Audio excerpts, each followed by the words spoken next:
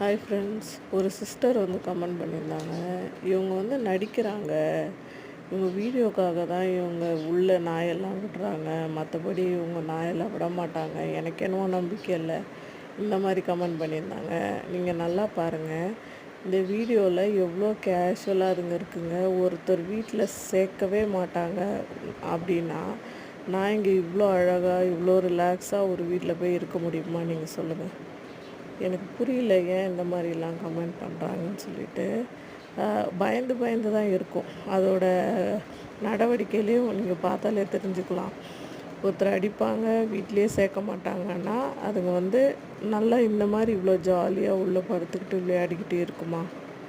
எனக்கு புரியல.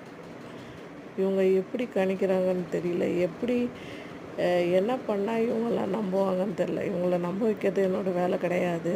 இருந்தாலும் சொல்கிறேன்.